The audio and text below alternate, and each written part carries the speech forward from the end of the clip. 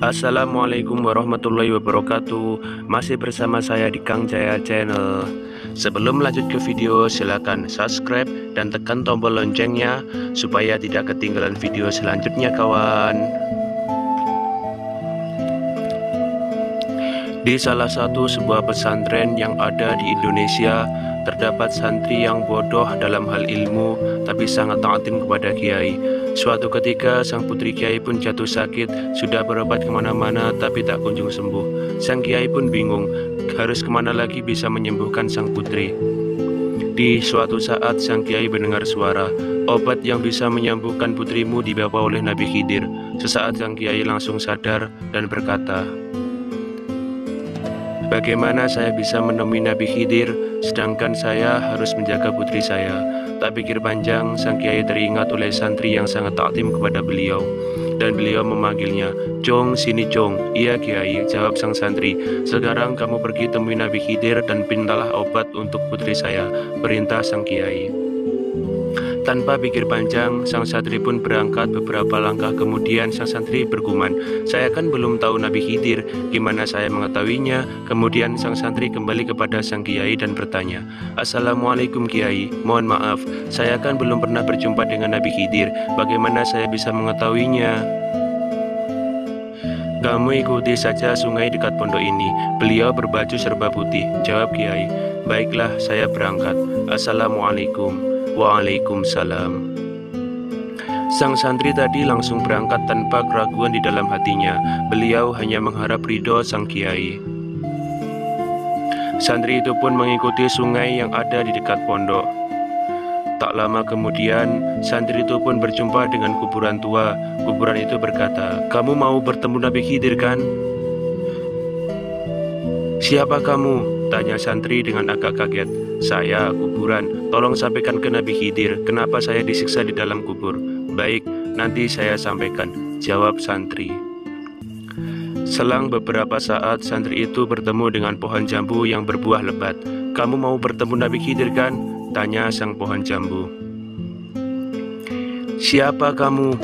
jawab santri dengan terkejut. "Saya pohon jambu. Tolong sampaikan kepada Nabi Khidir, buah saya ini lebat, manis. Kenapa kok tidak ada satu orang pun yang berani mengambilnya?" "Baik, nanti saya sampaikan," jawab santri. Kemudian sang santri bertemu dengan sebuah sumur tua.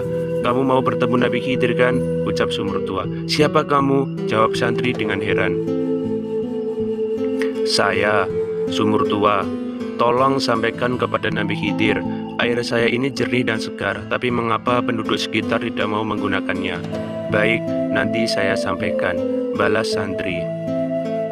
Hari demi hari telah berganti, minggu demi minggu sudah berlalu, bulan demi bulan sudah terlewatkan, tahun demi tahun sudah tak terhitung.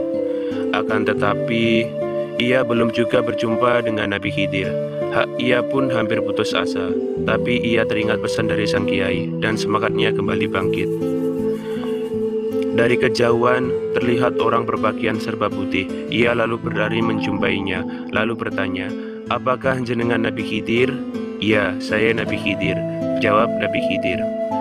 Sang santri pun sangat bahagia hingga air matanya menetes dan terus menciumi tangan Nabi Khidir, lalu berkata, "Alhamdulillah, saya bisa bertemu jenengan, wahai Nabi Khidir. Maksud saya ke sini adalah atas perintah kiai saya untuk meminta obat kepada jenengan demi kesembuhan putri beliau," ujar santri. "Putrinya bisa sembuh apabila ia dinikahkan," jawab Nabi Khidir. "Baiklah wahai Nabi Khidir, nanti saya sampaikan." "Maaf Nabi Khidir, di tengah perjalanan tadi saya melihat berjumpa dengan kuburan tua. Mayatnya selalu disiksa oleh malaikat. Apa penyebabnya wahai Nabi Khidir?" "Ia merupakan kiai besar yang terkenal, akan tetapi tidak mau mengamalkan ilmunya, sehingga ia disiksa terus oleh malaikat. Sisaannya bisa selesai apabila ia memberikan semua ilmunya kepadamu." "Baik, nanti saya sampaikan wahai Nabi Khidir." "Ada lagi apa tidak?" tanya Nabi Khidir. "Saya tadi bertemu pohon jambu yang sangat lebat, akan tetapi tidak ada satu orang pun yang mau memakannya. Apa penyebabnya wahai Nabi Khidir?"